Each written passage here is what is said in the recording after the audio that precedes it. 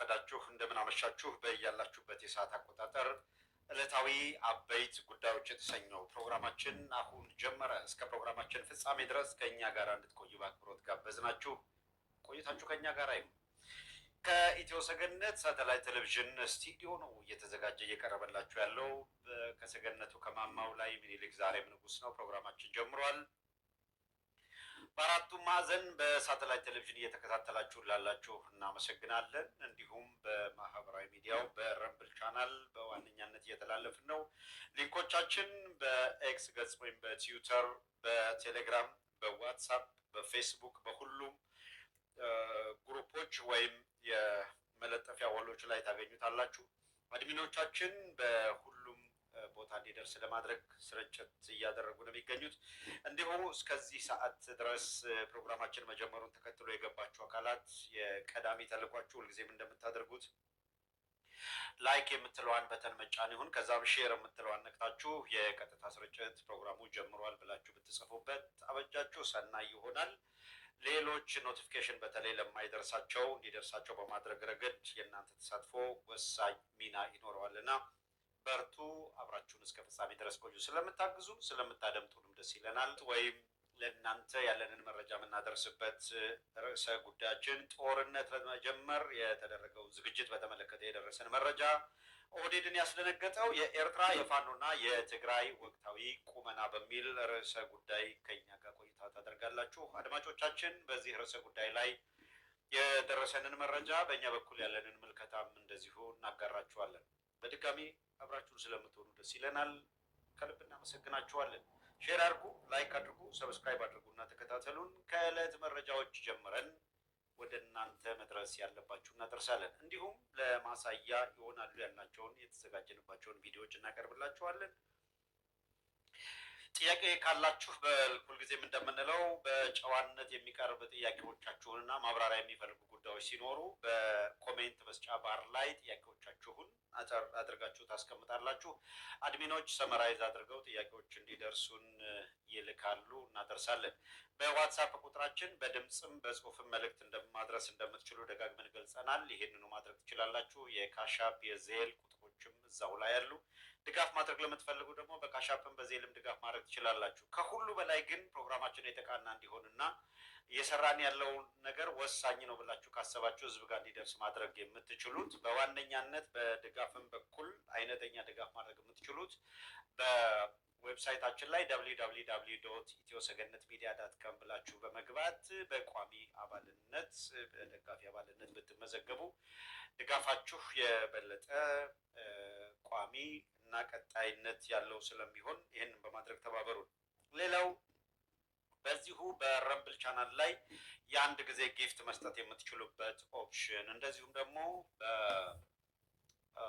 በተከታታይ ለማድረግ ስትፈልጉ ደግሞ የአንድ ሰው የሁለት ሰው ምናምን ፓኬጅ ብሎ ይሰጣችኋል። በኮሜንት መስጫው የመጨረሻ ክፍል ላይ የስጦታ ቦክስ የምትመስላለች እሷን ክሊክ በማድረግ ስጦታ ማድረግ ትችላላችሁ። የ5 ሰው ሰብስክሪፕሽን በጣም በትንሹ ነው፣ $2 ታሳቢ ያደረገ ነው። ግን የ4 ሰው የ5 ሰው ምናምን መግዛት ትችላላችሁ። ለአንዱ ሱፐር ቻት ሱፐር ስቲከር ድጋፍ ማድረግ የምትችሉም እንደዚሁ ይህንን ማድረግ ትችላላችሁ። ኤንድ 1000 በሚል ዩዘርኔም ሰብስክሪፕሽን አንድ ሰብስክሪፕሽን ገዝቷል። እናመሰግናለን። ይሄው ሰብስክሪፕሽን በረምብል ላይ የተደረገ እንገባለን። የእናንተ ተሳትፎ ይቀጥል። በድጋሚ የምንነግራችሁ ላይክ ያደረጋችሁ ጊፍት ከሚሰጡት ወይም ስጦታ ከሚያደርጉት ያልተናነሰ የሀሳብ ድጋፍ የምታደርጉ የሀሳብ ድጋፍ እንዳለ ሆነ ደግሞ ጀስት ሲምፕሊ ላይክ በማድረግ ሲምፕሊ ሼር አድርጋችሁ ለሌሎች እንዲደርስ በማድረግ ባላችሁበት የቴሌግራም ዋትሳፕ ግሩፖች ላይ ያላካችሁ እስከዚህ ደቂቃ ያላካችሁ አካል ካላችሁ በመላክ ኃላፊነታችሁን ትወጡ። ሊንኩን በዋትሳፕ በቴሌግራም በመሴንጀር በየግሩፑ ልካችሁ ከሆነ ደግሞ 4ም 5ም ኢንዲቪጁዋሊ ለምታውቋቸው ሰዎች ደግሞ ያው ፕሮግራሙ ጀምሯልና ተከታተሉ ብላችሁ ብትልኩላችሁ አበጃችሁ። ፕሮግራማችን የተቃና እንዲሆን አደረጋችሁ ማለት ነው። በርዕሰ ጉዳዩ ላይ ወደ ተቀመጠ ጉዳይ የምናልፈው በቀዳሚነት አንድ መረጃ እናስቀድም። በዚሁ አጋጣሚ ክሊር እንድትሆኑ ያክል በጣም ወሳኝ ኢምፖርታንትም ስለሆነ የምናነሳው ጉዳይ የአብይ አህመድ አገዛዝ ይሄ የምክክር የድንግር የሚባል ኮሚሽናቸው ሁልጊዜ በየዕለቱ አጀንዳ ሆኖ እንዲቀጥል ለማድረግ ያደረጉት ጥረት አለ። ኦፍኮርስ እንዲሁ ዝም ብሎ አጀንዳ ቢሆን ዳዝ ሜክ ኤኒ ሴንስ በእርግጥ እነሱ የምክክር ኮሚሽን የሚባል አካል አለ የሚለው ሰው ሕሊና ውስጥ እንዲኖር ለማድረግ ታስቦ በዚህም በዚያም የተለያዩ መረጃዎች በመጫር የሚዲያው አጀንዳ እንዲሆን የማድረግ ፍላጎት አለ። እርግጥ በግልባጩ ነው እየሆነ ያለው። በህብረተሰቡ ዘንድ ይሄ የማደናገሪያ ኮሚሽን የሚባል ገበናው ምን እንደሆነ ቀደም ሲል ብዙ ስንደክምበት የነበረ ኦህዴድ ለፖለቲካ ፍላጎቱን ለማሳካት ዴሊብሬትሊ የሚጠቀምበት አንድ የአዳራሽ ውንብድና የሚሰራበት ክፍል ነው። መስፍናሪያ የሚባል የወንበዴ መሪ ይሄንን ፋሲሊቴት ያደርጋል ብለናል። ይሄ ሰው አንድ ወስላታ ተራ ካድሬ የማይሰራውን ስራ እየሰራ ያለ እድሜ ያላስተማረው ትምህርት ቤት ያላስተማረው መቼም በእድሜ ሂደት ውስጥ ትምህርት አለ፣ ቤተሰብ መመስረት አለ፣ ወዘተረፈ በእነዚህ ውስጥ ያለፈ ቢሆንም በየዘመናቱ መንግስታት በመጡ ቁጥር በአድርባይነት ቢታወቅ መስፍን የሚባል መስፍናሪያ የሚባል ሰው በኢትዮጵያ ሕዝብ ላይ እየቀለደ ነው ያለው። ጊዜ ከፍለዋል፣ ምንም ጥርጥር የለም። ታሪክ ከፍለዋል፣ ምንም ጥርጥር የለም። እየሰራ ላለው ወንጀል በተለይ በአዲስ አበባ ሕዝብ ላይ እያደረገ ያለው በጣም ነውረኛ ተግባር የኦህዴድን ፍላጎት ምን ያህል የኢትዮጵያን ቢጠላት ነው፣ ምን ያህል የኢትዮጵያን ሕዝብ ቢጠላ ነው፣ ምን ያህል የአዲስ አበባ ሕዝብ ላይ ጥላቻ ቢኖረው ነው ይሄ ሰውዬ እንደው በጣም ታሪካዊ የሆነች ከተማን በኦህዴድ ኪሱ ስለመክተት ህጋዊ የሚመስል ሽፋን እንዲኖረው ለማድረግ እየሰራ ያለው የሚለው ነው አነጋጋሪው። በዚሁ አጋጣሚ በማንኛውም መልኩ ነገሮች ኦህዴድ በፈለጉት መንገድ ድራማውን ተጫውተውት ሊሄዱ ነው ይፈልግ አዘይኖፍ ዘዴ ኦህዴድ የፈለገውን ነገር አስወስኖ ሊወጥ ይችላል። ገስዋት የፈለጉትን ነገር ይወስኑ፣ እንኳን በአዳራሽ ፓርላማ ሂደው ይወስኑ፣ በፈለጉት መንገድ ሂደው የፈለጉትን ውሳኔ ያስወስኑ። ነገር ግን አንዱም በኢትዮጵያ ሰማይ ስር ተግባራዊ ሆኖ ኦህዴድ የሚፈልገውን አሟልቶ የሚሄድበት ምክንያት ግን አይኖርም። በዚሁ አጋጣሚ በእርግጠኝነት የምንነግራችሁ ነገር ቢኖር ይሄንን በጣም እርግጠኝነት በእኔ በሳሳት ይሄንን ስሜን እንደተሳሳትኩ ቁጠሩትና በፍጹም ጥርጥር የሌለኝ እያንዳንዱ ተውት አማራ ክልል ከተውት ትግራይ ተውት ቤኒሻንጉል ሶማሌ አፋር አሁን የታጠቀ ኃይል የሚንቀሳቀስባቸው ቀጠናዎች ተውትና ጌዲዮ ከምባታ ሀዲያ ስልጤ ጉራጌ የፈለጋችሁን 56 ብሔረሰብ ጠርታችሁ የመጀመሪያ ኢነሚ ለሀገሪቷ ለእናንተ የመጀመሪያው ትሬት ማን ነው ብትሉ ኦህዴድ እንደሚላችሁ አትጠራጠሩ። ነገር ግን አንድ ነገር እርግጠኛ መሆን ይችላሉ። በተለይ ህዳጣን ነሴዝ ማይኖሪቲ በቁጥር ጥቂት የሆኑ የማህበረሰብ ክፍሎች ወይም አሁን ደቡብ ክልልን ከ25 ሚሊዮን በላይ ህዝብ አንድ የኢኮኖሚና የፖለቲካ ማህበረሰብ ፈጥሮ ሲንቀሳቀስ የነበረ ነው። ይህንን ለኦህዴድ ትሬት ነው ብለው ስላሰቡ የኦህዴድ ሊፈጥረው የፈለገው ኢምፓየር ትሬት ነው ብለው ስላሰቡ መጀመሪያ ደቡብን ማፈራረስ አይደለም ስትራቴጂ አድርገው የተንቀሳቀሱት። ይብዛም ይነስም በተወሰነ ደረጃ በጂኦግራፊ ለመከፋፈል ያደረጉት ሙከራ ተሳክቶላቸዋል። ይብዛም ይነስም ደግሞ አንዱ ከሌላው ጋር በጠላትነት እንዲቆም ለማድረግ ለምሳሌ ሲዳማና ወላይታ እንዳይተባበር፣ ጉራጌና ስልጤ እንዳይተባበር፣ ሀዲያው ከከምባታው ጋር እንዳይተባበር ይሄን ነው እየሰሩ ያሉት። የመለያየት የመበታተን እና በጣም ትንንሽ ዞኖች ራሳቸውን በክልል ደረጃ ቆጥረው ግን ለባለስልጣናቶቻቸው ቤት ከመግዛት የዘለለ አንድም መሰረተ ልማት የሚያለሙበት በጀት እንዳይኖር ማድረግና ማጫጨት ነው የያዙት። እንደዚህ የጫጩና ራሳቸውን ያልቻሉ በጣም ትንንሽ ክልሎች በፈለጉበት ሰዓት በጥፊያ ጩለው የኦሮሚያ አካል እናደርጋቸዋለን ብለው የሚያስቧቸው ከአዲስ አበባ ጋር ቾክ አድርገናቸዋል ብለው የሚያስቡ ደቡብ ክልልን ሻሸመኔ ጋር ቆርጠን ከአዲስ አበባ ጋር ያለውን ግንኙነት እናቆርጣለን ብለው የሚያምኑ አካላት ናቸው። እንደምታውቁት በየትኛውም ቀጠና ደቡብ ክልል ተብሎ የሚጠራው ወይም የደቡብ የኢትዮጵያ ክፍል አሁን ኢህአዴግ የሚባል ድርጅት ከሰራቸው ስህተቶች አንዱ ስለሆነ ደቡብ ክልልን ከአዲስ አበባ ጋር የሚያገናኘውን ቀጠና በሙሉ ኦሮሚያ የሚባል የተለጠጠ ከዛ አማራውን ውሰዱት።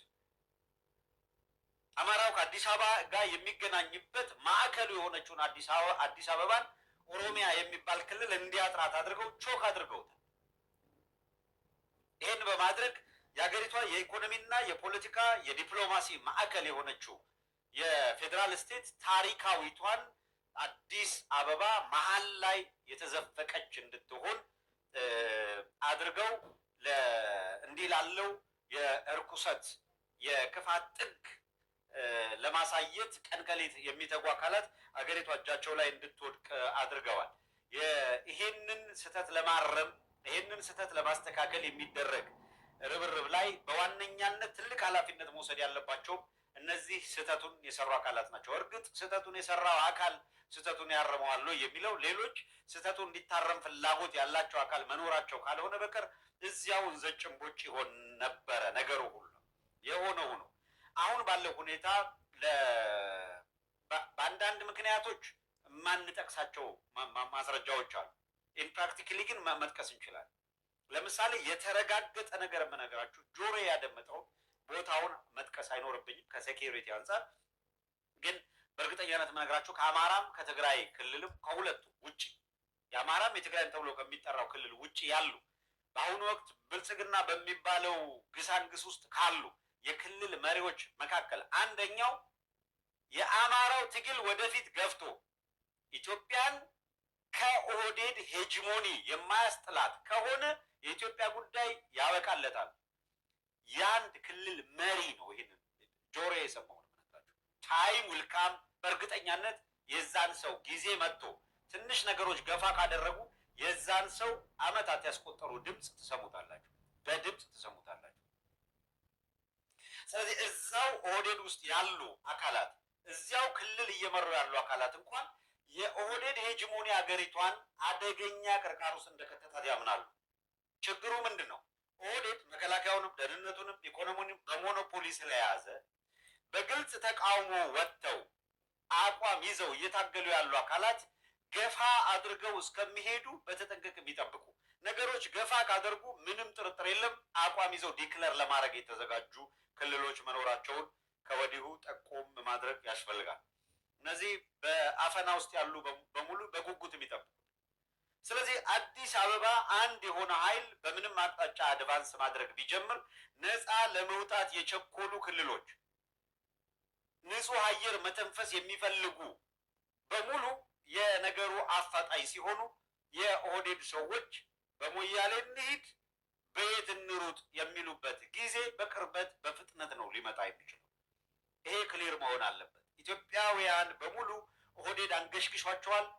ነገር ግን አብዮት እንዳለ በጀነራል በጠቅላላ ህዝብ የሚመራ አይደለም፣ ጥቂቶች በሚወስዱት ኃላፊነት የሚመራ በመሆኑ እነዚህ ሁኔታዎች በአንድም በሌላ መልኩ መዘግየት ከሚታይባቸው በቀር የኦህዴድ ጉዳይ ግን የሚያከትም መሆኑ ለጥርጥር የሚዳርግ አይደለም። ነገሮች ገፋ እያደረጉ ኦልሬዲ እየመጡ ስለሆነ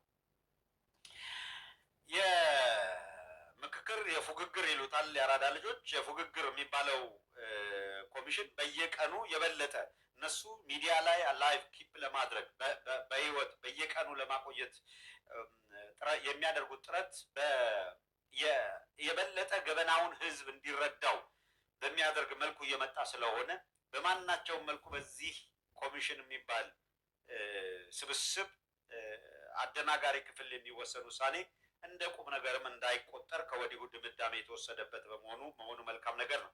ለዛሬ አንድ ነገር እንንገራችሁ።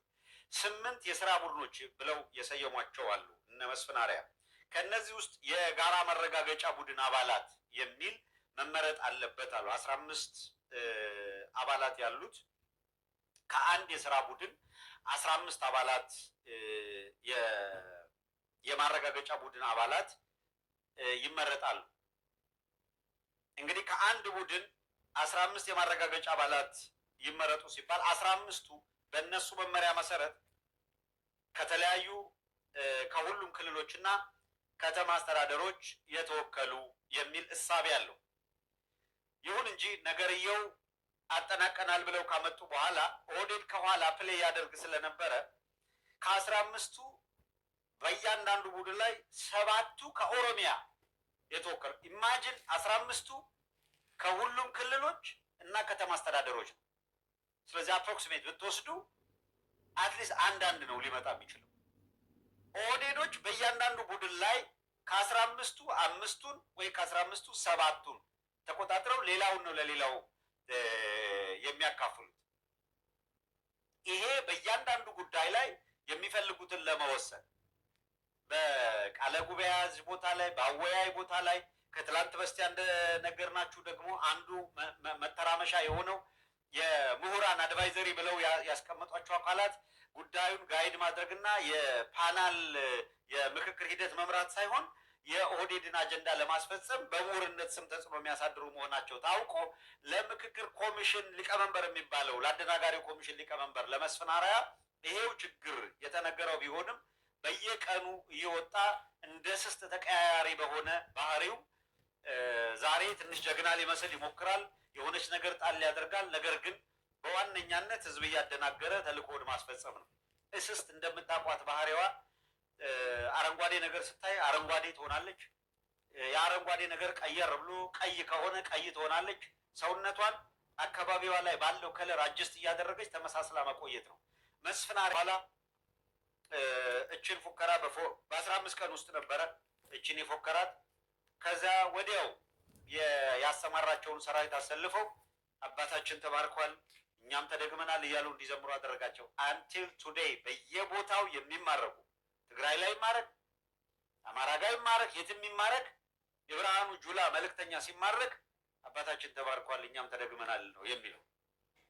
ሌላው ከሰሞኑ እንደምታውቁት ኦህዴዶች ራሳቸውን ለመከላከል እዛና እዚህ ሲወራጩ ነበረ። ግን የበለጠ አንድ እርምጃ በሄዱ ቁጥር 4-5 እርምጃ ጉዞ እየተደረገ ገበናቸው የበለጠ እንዲገላለጥ መግፌ ምክንያት ሆኗል። በዚሁ መሰረት እንደነገርናችሁ በአጫ ደበሌ ብቻ ሳይሆን በአጠቃላይ ኦህዴድን የመሰረቱት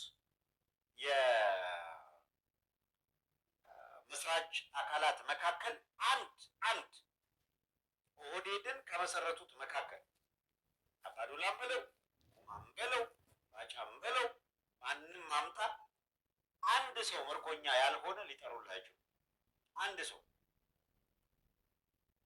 ወደ ሰሜን የሄዱት ባጫ ደበሌ በቀደም አንስተናል። የለገዳዲ ችቦ ሊሸጥ አይደለም የሄደው ወደዛ ወታደር ሆኖ ነው።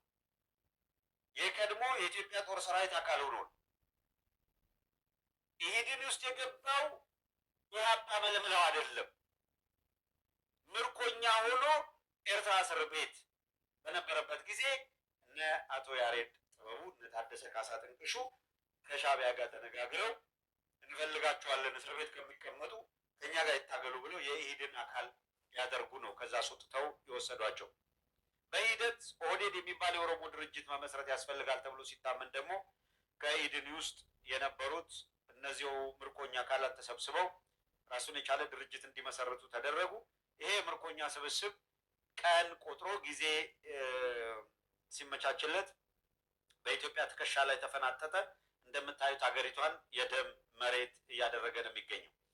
ይሄ ስብስብ አሁንም እንደነገርናችሁ ከአንድ የስራ ቡድን 15 የማረጋገጫ ቡድን አባላት እንዲመረጡ በሚደረገው ውስጥ ተሰግስገው ሲያበቁ ከ5 እስከ 7 የሚደርሱት የኦሮሞ ተወላጅ የኦህዴድ ሰዎች እንዲሆኑ በማድረግ አሁንም ቀጥለውበታል። በዚህ ምክንያት የተቆጡና ነገሩ መስመር እንደሳተ ኦህዴድ እንደተባለው ኦህዴድ ለሚፈልገው ዓላማ የሚጠቀምበት እንጂ እነሱ በሚያስቡት መንገድ በውይይት ሊታረቅ ወይም ሊስማማ የሚችል እሳቤ የማምጣት ጉዳይ እንዳልሆነ አብዛኛዎቹ አሁን እየተገለጠላቸው ነው። በዚህ ምክንያት በተለይ በውጭ ያለው አካል ምን እየተካሄደ ነው የሚለውን ክሊር እየሆነ መጥቷል።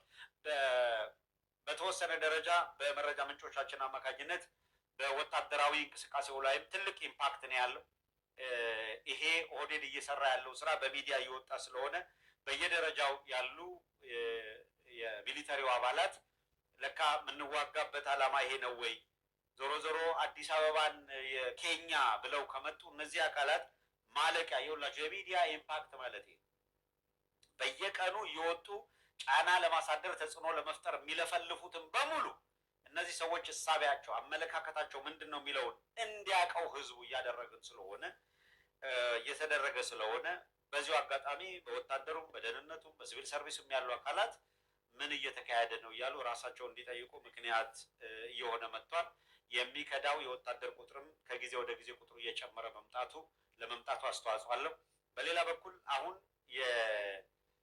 በየዘርፉ ላይ እንመጣበታለን። በህዝብ ያላቸው ተቀባይነት እየጨመረ መምጣት ቲፒኤልኤፍ በትግራይ ህዝብ ዘንድ ቅርቃር ውስጥ የገባና በጭራሽ ተቀባይነት የሌለው ለማድረግ ከፍተኛ የፕሮፓጋንዳ ዘመቻ ዘመቻ ዘምተዋል ኦህዴዶች። ነገር ግን ለጥቂት ጊዜ የአብይ ትግሬዎች እዛና እዚህ ቢረግጡም እንኳን ትክክለኛ ለህዝቡ ቆመናል የሚሉት ትግራውያን ዘዘ ለማድረግ የሚችሉትን ሚና ተወጥተዋል። የአብይን ተልዕኮ ይዞ በመንቀሳቀስ የትግራይ ህዝብ ለትግራይ ህዝብ ያሰቡ ለመምሰል እዛና እዚህ ሊወራጩ የሞከሩትንም በተለያየ መልኩ መስመር አስይዘዋል። ከ6 ቢሊዮን ያላነሰ ገንዘብ በጀት ተመድቦ የትግራይ ላይ ያለው የቲዲኤፍ አርሚዎች በአጠቃላይ ለማፈራረስ የተደረገው ጥረትም ለነጌታቸው ቮድካ ከመግዛት የዘለለ ሆኖ እንደታሰበው በትግራይ ያለውን ኃይል መበታተን አልተቻለም። በጊዜ አስተዳደር ስም የኦህዴድ ምስለኔ ትግራይ ላይ ለመትከል የተደረገው ሙከራ በሙሉ አልተሳካም። እንዳውም ለረጅም ጊዜ የተሰራበትና ተተክሎ የነበረው ብአዴን በከባድ ፍጥነት በሚገርም ሁኔታ ከአማራ ክልል እግሩ እየተነቀለ ነው የሚገኝ። አስታውሳለሁ የኢህአዴግ እግር 2 ነው ይሉ ነበር ኢህአዴጎች። የኢህአዴግ ከፍተኛ ባለስልጣናት 2 እግር አለው። አንደኛው እግሩ አርሶ አደሩ ላይ የቆመ ነው። ሁለተኛው እግሩ ግን የዲፕሎማሲ መዋቅር ላይ ወይም በውጭ ድጋፍ ላይ የተመሰረተ ነው የሚል ነበረ ተደጋግሞ የሚነሳው እና ቀስ ብሎ ከአርሶ አደሩ ላይ እግሩን መንቀል ያስፈልግ ነበር። ዲፕሎማሲው ጋር ተንጠልጥሎ ይቀራል ማለት ነው፣ ይወድቃል። ለምን አርሶ አደሩ 85% በላይ አርሶ አደር አይን ላፈር ያለውን አካል ዲፕሎማሲው ላይ እግሩ ስለተንጠለጠለ ብቻ ይቆያል ማለት እንዳልሆነ ግልጽ ነውና ኢህአዴግ በእንደዚህ አይነት ሁኔታ ችግር ገጠመው። እነዚህ አካላት ግን እዚህም እዚያም የተተከለ እግር የላቸውም። ኢቭን በኦሮሚያ ውስጥ ውስን በሆነ ቦታ ላይ ነው እግር የተከሉት። በማምታታት ለዛውም በተለይ ከቅርብ ጊዜ ወዲህ ይሄ የፕሮቴስታንትን ከለላ ያደረገ የጴንጤ ሙቭመንት ይሄ እንቅስቃሴ በተለይ በኦሮሚያ ውስጥ ሐሰተኛ ነቢይ ፓስተር ምናምን የተፈለፈለበት ቡድን ነው።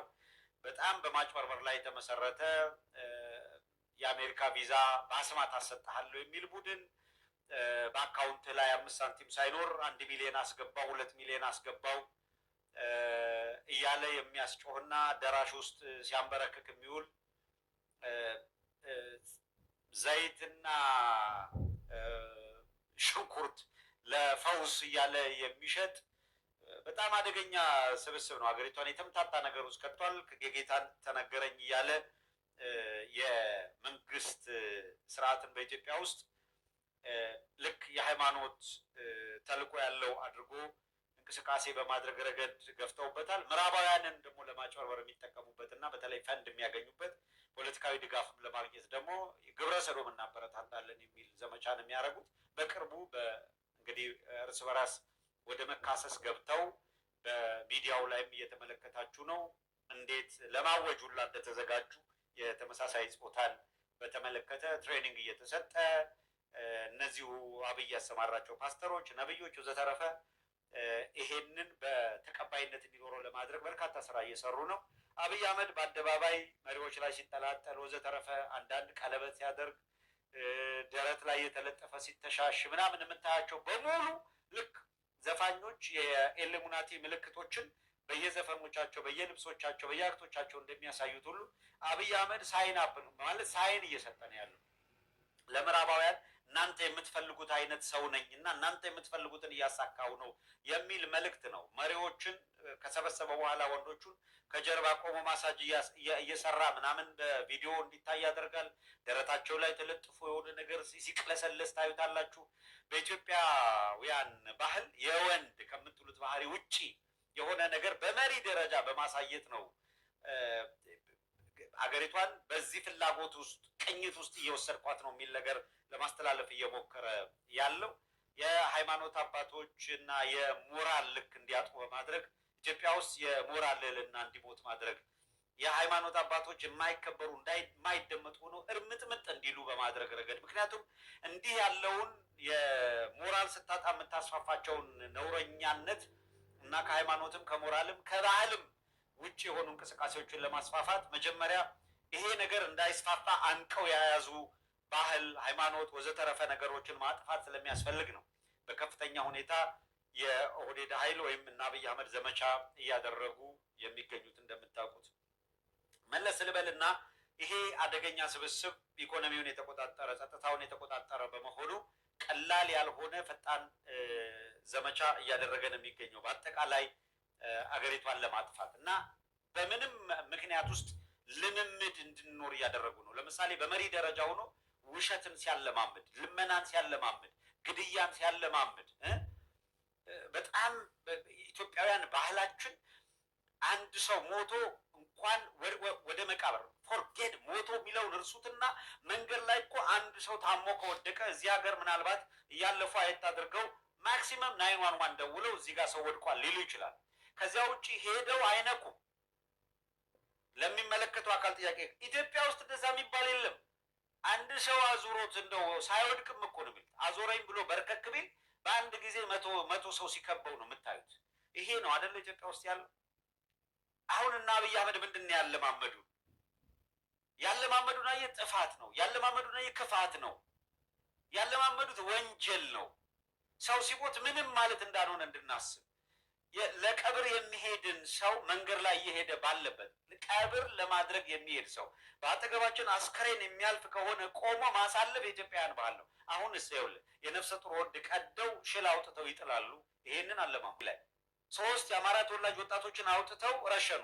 ከረሸኑ በኋላ በመሳሪያ ችፍችፍ አድርገው በበርካታ መሳሪያ ጭንቅላታቸው እስኪፈራርስ ድረስ እጅና እግራቸውን አስረው ከደበደቡ በኋላ የዞኑ የጸጥታ ዘርፍ ኃላፊ ወጥቶ በአደባባይ የፋኖ አባል ስለሆኑና ሽፍቶች ስለሆኑ አካባቢውን ስላስቸገሩ እርምጃ ወስደንባቸዋል አለ። አየኸው ኢትዮጵያ ውስጥ ምን እንደተጀመረ። ፍርድ ቤት የሚባል ይኸውልህ ይዟቸዋል። የዞኑ የጸጥታ ዘርፍ ኃላፊ በድፍረት አደባባይ ወጥቶ እርምጃ ወስደናል። አየህ፣ እርምጃ ለመውሰድ የዞኑ የጸጥታ ዘርፍ ኃላፊ በቂ ነው። ፖሊስ ምናምን ፍርድ ቤት ምናምን ውጣ ውረድ ገለመሌ የሚባል የለም። ባገኘበት ሁላ እርምጃ ውሰር። ይሄ ሰውዬ እርምጃ ወስደንባቸዋል ብሎ በበርካታ ጥይት ጭካኔን በሚያሳይ ሁኔታ ደብድበው ከገደሉ በኋላ አንስተው ቤተሰቦችና የአካባቢው ሕዝብ በባህሉ መሰረት የሞቱትን አስከሬን አንስተው እንዳይቀብሩ እንኳን በአውሬ ተበልተው እንዲያልቁ ማንሳት አይቻልም ብሎ ከልክሎ ምን እያለማመደ ነው ለጉራጌ ሕዝብ?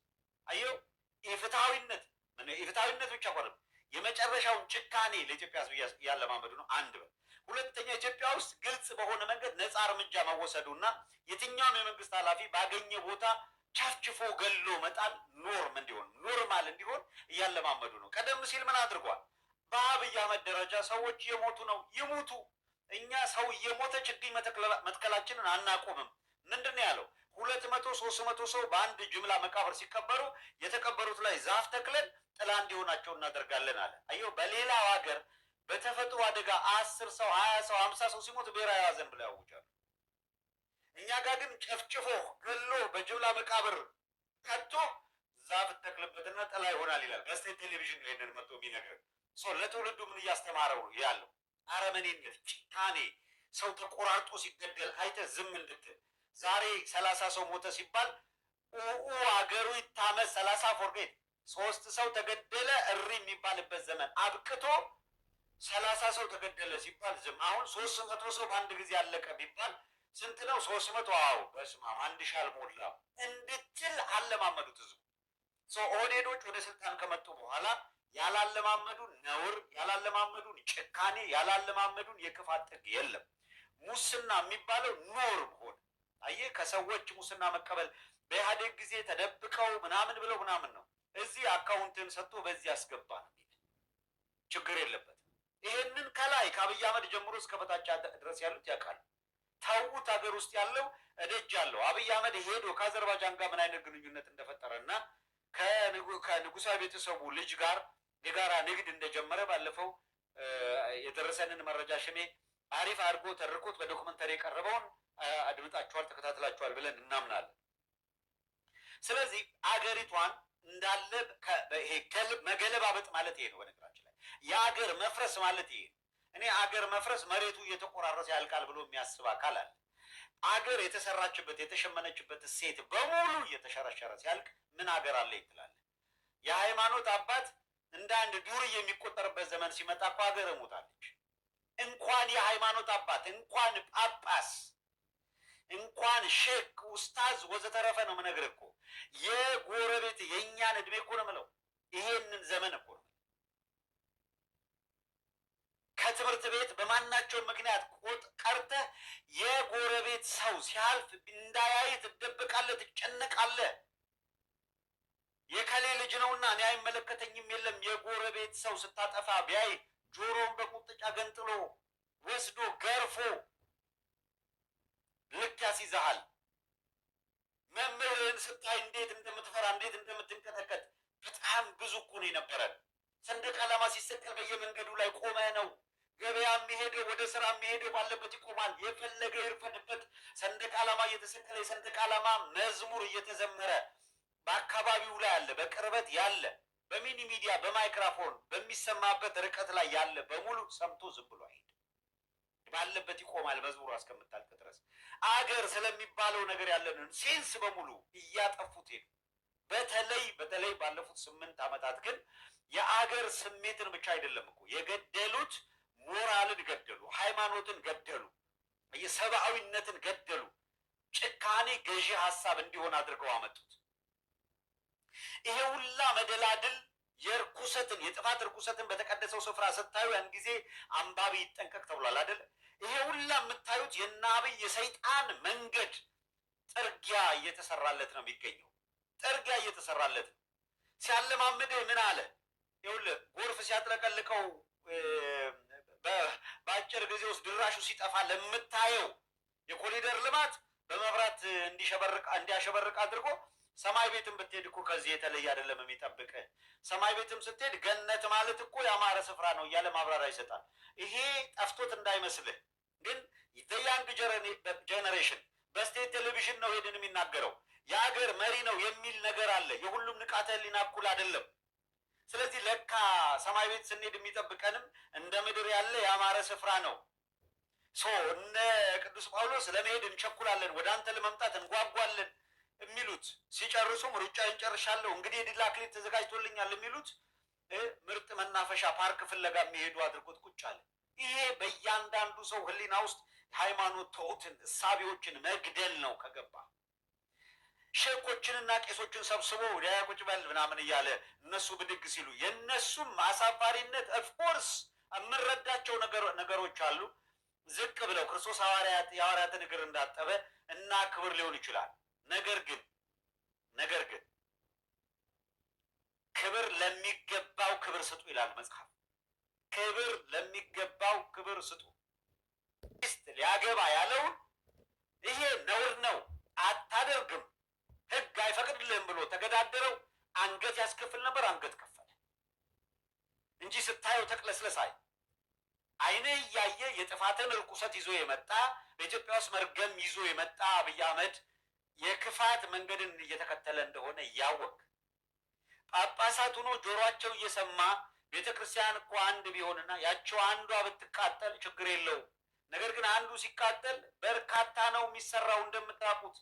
ስለዚህ ይሄ መንገድ አያዋጣም እያለ በአደባባይ ሲሰብክ አየህ፣ ቤተ ክርስቲያኗ እንድትጠፋ ያለውን አቋም እየነገረ አንድ ብትሆን ተቃጥላ ብትጠፋ መልካም ነው እያለ ከአንደበቱ እየወጣ አብይን ይጠብቅልን ብሎ የሚጸልይ ጳጳስ የጥፋት ርኩሰት የመጀመሪያው መጋረጃ ገላጭ ነው።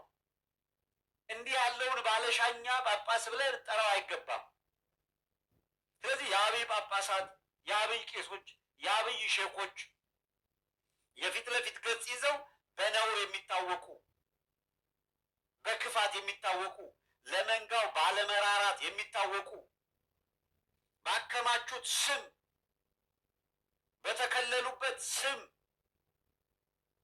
አስገብረው ዘላለም መኖር ቢፈልጉ በቅንጡ ቤቶች ውስጥ እየኖሩ የእግዚአብሔር ቤት መቀደሻ ጧፍ አቶ ሻማ አተው ልብሰ ተክህኖ ላያቸው ላይ ነትቦ የ40 የ50 ሚሊዮን ብር ህንፃ የገነቡ እነ ሆድ አምላኩ ጳጳስ ከሌ ተብሎ ጉልበቱን እየተሳመ መቀጠል የሚፈልጋለን።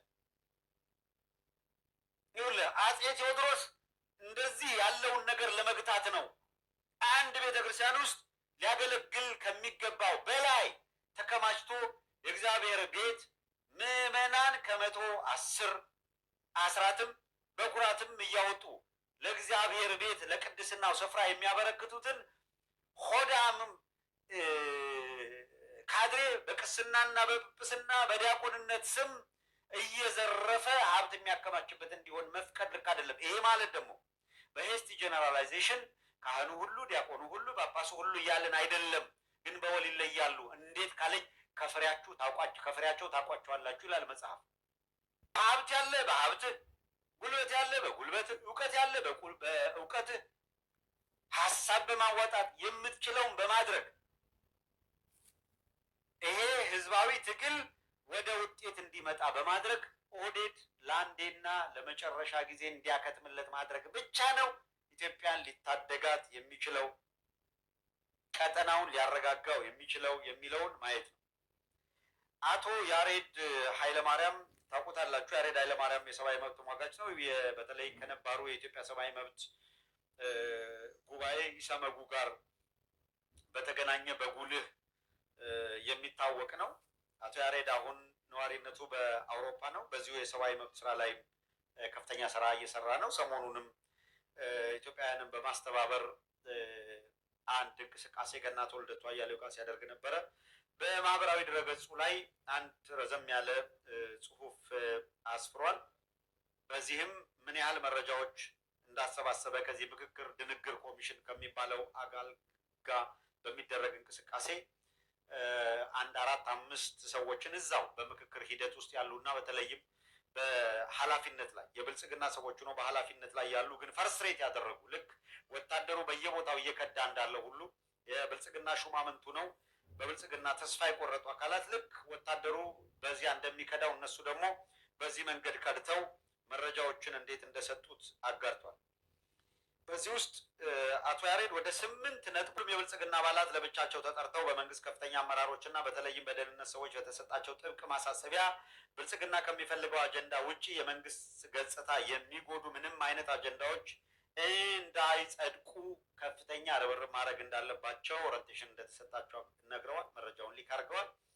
ከኦሮሚያ ክልል የመጡ የብልጽግና አባላት ደግሞ ለብቻቸው በየቀኑ ከምክክሩ በኋላ በየአጀንዳው ላይ ከደህንነትና ከክልሉ ከፍተኛ ኃላፊዎች ጋር እንደሚወያዩና ትዕዛዝ እየተቀበሉ ሌሎች ተሳታፊዎችን ኦሮሞ ያልሆኑ የብልጽግና አባላትን ጨምሮ በተናጠል እንዲያስፈራሩ በስብሰባዎችም ላይ ቁጣቸውን እንዲገልጹ አጀንዳ እንዲያስቀይሩ ትዕዛዝ ተሰጥቷል። የብልጽግና ሹማምንት ያወጡትን መረጃ ነው አቶ ያሬድ ይፋ ያደረገው። በተወሰኑና እጅግ አወዛጋቢ በሆኑ ርዕሰ ጉዳዮች ሶስተኛው በተወሰኑና እጅግ አወዛጋቢ በሆኑ ርዕሰ ጉዳዮች ላይ በተለይም የአዲስ አበባና የድሬዳዋ ከተሞችን ዕጣ ፈንታ በኦሮሚያ ክልል በተፈጸሙ የመብት ጥሰቶች፣ በኦርቶዶክሳውያን ላይ ስለሚደርሰው ተደጋጋሚ ጥቃት፣ በኦሮሚያ ክልል ስለሚገደሉ የአማራ ብሔር ተወላጆች፣ ከኦሮሚያ ክልል ጋር በተነሱ የድንበር ይገባኛል ጥያቄዎች፣ ውዝግቦችና ሌሎች ከኦሮሚያ ክልል ጥቅም ጋር ተያይዞ በተነሱ ጉዳዮች ላይ በተደረጉ ውይይቶች ላይ ጠንካራ አቋም ይዘው እውነቱንና ትክክለኛ ያሉትን ነገር የተጋሩ የተከራከሩና አጀንዳ ያስያዙ ሰዎች በስም ተለይተው በተናጥል በደህንነት አባላትና በካድሬዎች በኩል ክትትል እንዲደረግባቸውና ሀሳባቸውን እንዲቀይሩ ተደጋጋሚ ዛቻና ማስፈራሪያ እየደረሰባቸው ነው ይላል። አራተኛው ካናገርኳቸው የብልጽግና አባላት አንደኛው በ3 የኦሮሚያ ብልጽግና አባላት እዛው ስብሰባው ላይ አርፈ ተቀመጥ፣ በመንግስት ደህንነቶች አይን ውስጥ ገብተሃል፣ እያንዳንዱ ንግግርህ ተቀርጿል፣ እንደ በጥባጭ ነው የተቆጠርከው፣ ትላንት ማታ የኦሮሚያ ብልጽግና አባላት ከደህንነት ሰዎች ጋር በነበረን ውይይት ያንተም ስም ከበርካታ ሌሎች ተቀናቃኝ ሰዎች ጋር ተካቶ ስም ሲነሳ ነበር፣ እርምጃ ሊወሰድብህ ይችላል፣ አርፈ ልጆችን አሳድግ የሚሉ ምክር የመሰሉ ማስጠንቀቂያዎችና ማስፈራሪያዎች ከኦሮሚያ ክልል በመጡ ተሳታፊዎች እየተሰጠ መሆኑን አጋልጠዋል። 5 ሁሉም የምክክር ውይይቶች በቪዲዮ የሚቀዱ ሲሆን ኮሚሽኑ ለታሪካዊ ሰነድነት የሚቀመጥ ነው ቢልም ውይይቶቹ በሚካሄዱባቸው ሰዓት እዛው በህንፃ ውስጥ የተለየ ክፍል ተዘጋጅቶላቸው ወሩን ሙሉ እያንዳንዱን የስብሰባ ሂደት በስክሪን እንዲከታተሉ የተመደቡ የብሔራዊ ደህንነት አባላት በምን አጀንዳ ላይ ማን ምን ተናገረ የሚለውን እየመረመሩ ግለሰቦቹ ላይ ክትትል እንደሚያደርጉና አስፈላጊም ሲሆን ግለሰቡ የያዘውን አቋም እንዲቀይር ውስጥ ባሉ የኦሮሞ ተሳታፊዎች መልእክት እንደሚላክበት ግለሰቡ አቋሜን አልቀየርም ካለ ደህንነቶቹ በቀጥታ እንደሚያናግሩትና እንደሚያስፈራሩት በደሉ የደረሰበት ተሳታፊ አጫውቶኛል ይላል አቶ ያሬድ ኃይለማርያም። እጅግ አሳፋሪ። እዚህ የመጀመሪያው ላይ ተመልከቱ። መስፍን አርአያ የሚሰራውን ይሄ ወንበዴ ይሄ ነውረኛ ሰው የሚሰራውን ተመልከቱ። የደህንነት አካላት ከበስተጀርባ ሆነው ለታሪክ የሚቀመጥ ነው እያለ በተደቀኑ ስክሪኖች ከጀርባ የደህንነት አካላት እያንዳንዱን ነገር እንዲከታተሉ እየተደረገ እየጠሩ ያስፈራራሉ። ይሄ መረጃ አለው። ይሄ ነውረኛ እንደዚህ አይነት ጨዋታ እየተጫወተ ነው። 6 ልቀጥል። እጅግ አሳፋሪ የሆነው ጉዳይ ደግሞ ከላይ በጠቀስኳቸው የኦሮሚያ ክልልን የሚመለከቱ ጉዳዮች ላይ ውይይት ተደርጎ በአብላጫው ድምፅ የጸደቁና በቃለ ጉባኤ የሰፈሩ የውይይት ሀሳቦች ለፊርማ ተዘጋጅተው ሲመጡ በደህንነትና በኦሮሚያ ከፍተኛ ባለስልጣናት ውሳኔ ተቀይረውና ከስምምነቱ ውጭ ተዘጋጅተው ለፊርማ እንደሚቀርቡ አንፈርምም ባሉ ሰዎች ላይም ክትትል፣ ወከባ፣ የግድያ ዛቻ፣ ማስፈራሪያና እንደ ሁኔታው መደለያዎችም እንደሚቀርቡ ተናግሯል። 7 ውይይት ተደርጎባቸው በተሰብሳቢ የጸደቁ ነገር ግን የኦሮሚያ ክልልን የሚመለከቱ ጉዳዮች ሆነው የክልሉን ካድሬዎች የሚያስደስቱ ጉዳዮች ወይም ካለቀም በኋላ ከሰነዶቹ ላይ ተለይተው እንዳይካተቱ መደረጉና የማያስደስቱ ልድገመው፣ ውይይት ተደርጎባቸው በተሰብሳቢው የጸደቁ ነገር ግን የኦሮሚያ ክልልን የሚመለከቱ ጉዳዮች ሆነው የክልሉን ካድሬዎች የማያስደስቱ ጉዳዮች ውይይቱ ካለቀም በኋላ ከሰነዶቹ ላይ ተለይተው እንዳይካተቱ መደረጉንና ይህንንም የተቃወሙ ግለሰቦች ላይ ተደጋጋሚ ዛቻና ማስፈራሪያ የተሰነዘረ መሆኑን መረጃዎች ወጥተዋል። በእያንዳንዱ ውይይት በሚካሄድበት የመሰብሰቢያ አዳራሽ ውስጥ ለውይይት ከተመደቡት ሰዎች ውጪ አስተናባሪ መስለው እያንዳንዱን ተወያይ የሚቆጣጠሩ ሲቪል የለበሱ የደህንነት ሰዎች መኖራቸውን በተወያዮች መካከል እርስ በርስ የሚደረጉ ምክክሮችን ጨምሮ ለመስማትና ለመቆጣጠር የሚጥሩ መሆናቸውን በአጠቃላይ የምክክር ሂደት ከምክክር ኮሚሽኑ እጅና ቁጥጥር ሙሉ በሙሉ የወጣና ምክክሩን ከጀርባ ሆኖ አቅጣጫ እያሳዙ ያሉ የኦሮሚያ ብልጽግና ካድሬዎችና የብሔራዊ ደህንነት ቢሮ መሆናቸውን ያነጋገርኳቸው የብልጽግና አባላት ብዙ ማሳያዎችን እያቀረቡ አረጋግጠውልኛል ይላል አቶ ያሬድ ኃይለማርያም። ስለዚህ መስፍን አርአያ ወስላታ ካድሬ ነው ስንላችሁ እንዲህ ባለ ማረጋገጫ ነው። ገና በየቀኑ እያንዳንዱ እንቅስቃሴው የተጋለጠ መሄዱ አይቀርም። እኛም የነገርናችሁ ተጨባጭ እውነት መሆኑን ምስክር እየቆጠረን ማለፍ ብቻ ነው።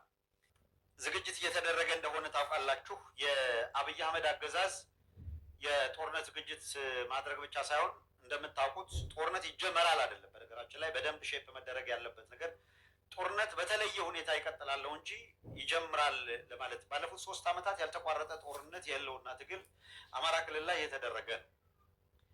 ተመልከቱ። የአብይ ካድሬዎች እና ፍርሃት እያንቀጠቀጣቸው እያስጨነቃቸው ያሉ አካላት የሚንዘባዘቡት እንደምታውቁት እዚህ ዲሲ የሚርመጠመጠው ቡቺን ጨምሮ አብይ አህመድን አትችሉትም፣ ድሮን አለው፣ መድፍ አለው፣ ታንክ አለው፣ አየር ኃይል አለው ወዘተረፈ ዘመናዊ መሳሪያ ቴክኖሎጂ ምናምን ካሉ 3 ዓመት አለፋቸው። አማራ ክልል ላይ እየዳሸቁ እየተማረኩ ነው። እንደምታውቁት እየዳሸቁ